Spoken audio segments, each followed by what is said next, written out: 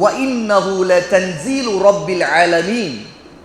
இந்த குர்ஆன் அகிலங்களின் இறைவனிடமிருந்து இறக்கப்பட்டது என்று சொல்லுகிறான்.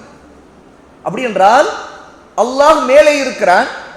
மேலே இருக்கக்கூடிய அல்லாஹ் பூமியிலே இருக்கக்கூடிய நமக்கு குர்ஆனை இறக்கி இருக்கிறான். ஆக குர்ஆன் மீதான நம்பிக்கை முதலாவது அல்லாஹ்வுடைய பேச்சு என்று அதை நம்புவதோடு அது இறக்கப்பட்டது என்று நம்ப வேண்டும். அது அல்லாஹ்விடமிருந்து இறக்கப்பட்டு மிக உயர்ந்தவனாகிய மேலே இருக்கக்கூடியவன் நமக்கு இறக்கி இருக்கிறான். அதுவும் அந்த அல்லாஹ் ரப்புல் ஆலமீன் அகிலங்களின் இறைவன் இறக்கி இருக்கிறான். பாருங்கள், நானோ நீங்களோ யார்? அல்லாஹ்வால் படைக்கப்பட்ட எத்தனையோ படைப்புகளில் ஒரு படைப்பு. அல்லாஹ்வால் படைக்கப்பட்ட கோடிக்கணக்கான மனிதர்களில் ஒரு மனிதர். அல்லாஹ் தஆலா ஒரே ஒரு மனிதராக இருக்கக்கூடிய நமக்கும் எத்தனையோ மனிதர்களுக்கும் ஜின்களுக்கும் அவனுடைய பேச்சை இறக்கி இருக்கிறான். அடுத்து அல்லாஹ் சொல்லுகிறான், நஸல பிஹிர் ரூஹுல் அமீன். இது நம்பிக்கைக்கு உரிய அமானிதத்தை பாதுகாக்கக்கூடிய ரூஹ் ஜிப்ரீல் அலைஹிஸ்ஸலாத்து வஸ்ஸலாம் அவர்கள் வழியாக இறக்கப்பட்டது. குர்ஆன் மீதான நம்பிக்கை அல்லாஹ் இறக்கியது ஜிப்ரீல் அலைஹிஸ்ஸலாத்து வஸ்ஸலாம் வழியாக இறக்கினான். ஜிப்ரீல் மலக்குகளின் தலைவர். மலக்குகளின் தலைவரை அனுப்பி அகிலங்களின் இறைவன், அதுவும் மலக்குகளின் தலைவராக இருக்கிற நம்பிக்கைக்குரிய ரூஹ் அவர் வழியாக நம்முடைய நபி முஹம்மது ஸல்லல்லாஹு அலைஹி வஸல்லம் அவர்களுக்கு இறக்கினான். எப்படி இறக்கினான்? அலா கல்பிக லிதகூன மினல் முன்திரீன். நபியே, உங்களுடைய உள்ளத்தில் கல்பில் இறக்கினான். இதன் மூலமாக நீங்கள் மக்களுக்கு எச்சரிக்கை செய்ய வேண்டும் என்பதற்காக. அல்லாஹ்வுடைய பேச்சிலே ஷிர்க்கை குறித்து எச்சரிக்கை செய்யப்பட்டிருக்கிறது. குஃபுர், அல்லாஹ்வை நிராகரிப்பதை குறித்து எச்சரிக்கை செய்யப்பட்டிருக்கிறது. பாவங்கள், அதை குறித்து எச்சரிக்கை செய்யப்பட்டிருக்கிறது.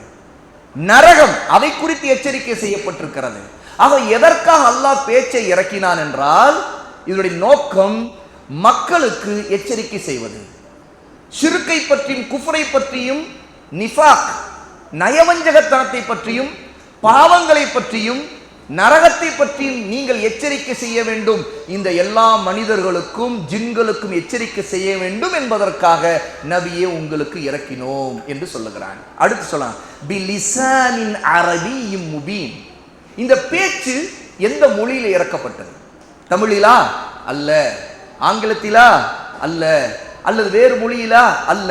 குர்ஆன் இறக்கப்பட்டது அரபி மொழி, அதுவும் தெளிவான அரபி. அல்லாஹ்வுடைய பேச்சை அவன் இறக்குவதற்கு தேர்வு செய்தது கடைசியாக அவனுடைய வேதம் இறக்கப்பட்ட மொழி அரபி மொழி. மிக தெளிவான அரபி மொழியில் இறக்கப்பட்டிருக்கிறது என்று அல்லாஹ் தஆலா சொல்லுகிறான். இந்த ஆயத் சூரா அஷ்-ஷுஅரா, கவிஞர்கள் என்கிற தலைப்பில் இருக்கக்கூடிய 26வது சூராவுடைய 192 195 வரைக்கும் உள்ள ஆயத்துகளில் சொல்லுகிறான். இது அல்லாஹ்வுடைய பேச்சை அவன் இறக்கி இருப்பதும் அவன் மனிதர்களுக்கு எச்சரிக்கை செய்வதற்காக இறக்கி இருக்கான் என்று நாம் நம்பிக்கை கொள்வதற்காக, அதுவும் நம்முடைய நபியின் கல்விலே அல்லாஹ் இறக்கினான். அந்த கல்வு இறக்கப்பட்டது நாவின் வழியாக ஓதி காட்டப்பட்டது. இதன் மூலமாக நாம் என்ன தெரிந்து கொள்ள வேண்டும்? கல்வின் மூலமாக நாம் குர்ஆனை உறுதியாக நம்பிக்கை கொள்ள வேண்டும். நாவின் மூலமாக ஓத வேண்டும். மக்களுக்கு குர்ஆனை கொண்டு எச்சரிக்கை செய்ய வேண்டும். தாவாவை குர்ஆன் எந்த நோக்கத்திற்காக இறக்கப்பட்டதோ அந்த நோக்கத்தை மக்களிடம் கொண்டு போய் சேர்க்க வேண்டும். ஏனென்றால் நபி அனுப்பப்பட்டது எதற்காக? இதற்காகத்தானே. நபிக்கு குர்ஆன் இறக்கப்பட்டது எதற்காக? இதற்காகத்தானே. நபியின் வேலை என்ன? இந்த வேலை. நம்முடைய வேலை வேறு வேலையா இருக்கலாமா? அல்ல. நபி கல்விலே இறக்கப்பட்டு அதை தாங்கிக் கொண்டார், அதை மனப்பாடம் செய்து கொண்டார். நாமும் அந்த நபியை பின்பற்றி கல்விலே தாங்க வேண்டும், விரும்ப வேண்டும், நேசிக்க வேண்டும், மனப்பாடம் செய்ய வேண்டும். பிறகு கல்விலே உள்ளது நாவின் வழியாக வெளிப்பட வேண்டும். அதே அல்லாஹ்வுடைய வார்த்தையை அரபியிலேயே ஓத வேண்டும். நாம் அந்த வார்த்தையை நம்முடைய புரிதலுக்காக நம் வேறு வார்த்தைகளில் கொண்டு அதை நாம் சொல்லுவதால் அல்லாஹ்வுடைய வார்த்தையை ஓதியதாக ஆகாது, அந்த அல்லாஹ்வுடைய வார்த்தையில் இருக்கிற அர்த்தத்தை பேசியதாகத்தான் ஆகும். ஆனா அல்லாஹ்வுடைய வார்த்தை என்ன வார்த்தையை எப்படி இறக்கி இருக்கிறானோ அப்படியே அது ஓதினால்தான், அது அரபியிலேயே இருந்தால்தான் அது அல்லாஹ்வுடைய பேச்சு. ஏன்னா அல்லாஹ் இறக்கி இருக்கிறது எது? அரபி மொழியில் இறக்கி இருக்கிறான். அவை நாம் அப்படியே நபி எப்படி அதே அரபி மொழியிலேயே ஓதினாரோ அது போல ஓத வேண்டும். நபி எப்படி மக்களுக்கு பரப்பினாரோ, உள்ளத்தில் தாங்கியதை நாவினால் விளக்கி சொல்லி பரப்பினாரோ அதுபோல் நாம் மக்களுக்கு விளக்க வேண்டும். ஏனென்றால் அல்லாஹ்வின் பேச்சோடு மக்களை சேர்க்க வேண்டும், மக்களுக்கு அல்லாஹ்வின் பேச்சோடு தொடர்பு ஏற்படுத்த வேண்டும்.